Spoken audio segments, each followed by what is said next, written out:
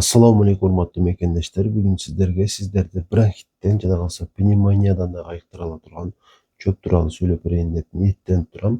Солодка деп коет орусча. Менимче бардык эле аптекаларда сатылса керек. Анткени өзүңүздөр жашаган аймактагы дарыканалардан сурап алыңыздар.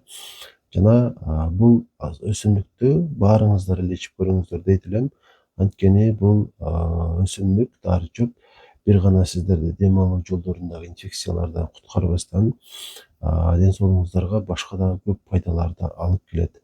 Айталы, муун ооруларынан айыгышыңызга жардам бере алат. Өзү айыктырып койбосо дагы заар айдоочу касиетке ээ, демек бөйрөктү дагы жакшы кыла алат.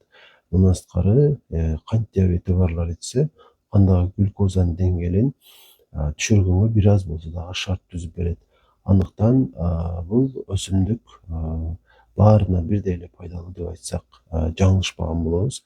Анан албетте ар бир эле нерсени чексиз колдоно турган болсок, сөзсүз түрдө анын терс таасирлерине дагы кабылабыз. Андыктан муну дарылануу максатында бир 10 чакты күн ичип, анан дагы бир 2-3 ай өткөрүп кайра ичип көрсөңүздөр боло берет.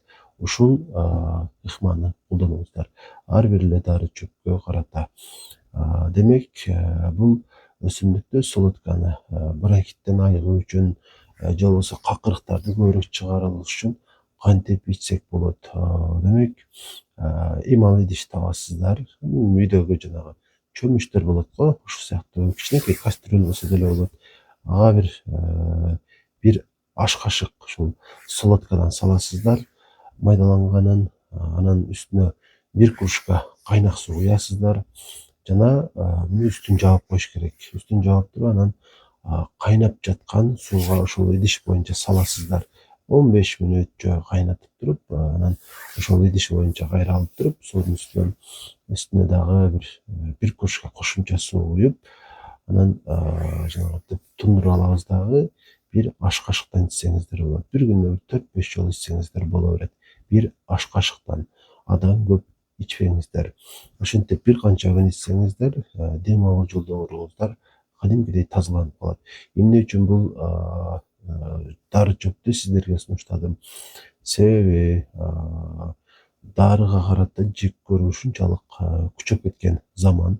Баарыңыздарды дебейин, көп эле адамдар, айрыкча жаш өтүп баштаган адамдар дарысы көп ичилген сайын ушундай бир альтернатива, бир башка нерселерди издеп калган учурда, андыктан ошол негизги дарыланууга кошумча альтернатива катары колдонсоңуздар болот.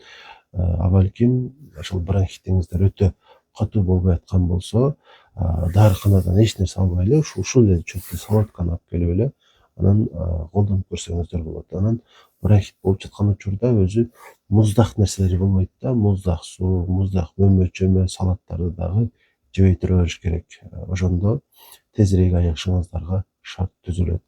Анан бронхит болгондо негизи таза сууну дагы көбүрөөк ичип тура бериш керек. Албетте, ысык абалында жана чайды урттап ичебизби, ошондой кылып ичсеңиздер дагы жакшы болот. Ошондо Кудайым буюрса тезирээк айыгып кетесиздер.